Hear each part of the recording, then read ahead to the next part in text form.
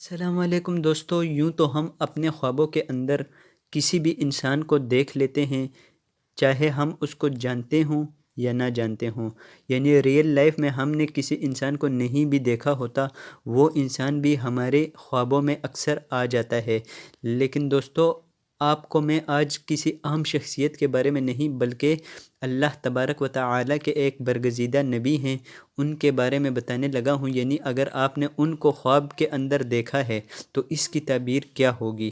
تو اب وہ نبی کون سے ہیں، یعنی ان نبی کا نام کیا ہے؟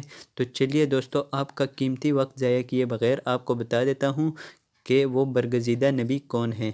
تو وہ برگزیدہ نبی ہیں حضرت ابراہیم علیہ السلام۔ یعنی اگر آپ نے خواب دیکھا اور خواب میں آپ نے دیکھا کہ حضرت ابراہیم علیہ السلام کو آپ نے دیکھا، تو اس کی تعبیر یہ ہے دوستو کہ حضرت ابراہیم علیہ السلام کو دیکھے تو حج کرے گا یا ظالم حاکم اس پر ظلم کرے گا۔ تو دوستو، کیسی لگی آپ کو آج کی ویڈیو؟ کمنٹ سیکشن میں ہمیں ضرور بتائیے گا۔ ویڈیو اچھی لگی ہو تو چینل کو سبسکرائب کر دیجئے، کیونکہ اسی طرح کی مزید ویڈیوز آپ کو اس چینل پر ملتی رہیں گی انشاءاللہ۔ تو آج کی ویڈیو میں بس اتنا ہی۔ اپنا اور اپنوں کا خیال رکھیے۔ مجھے دیجیے اجازت۔ اللہ حافظ۔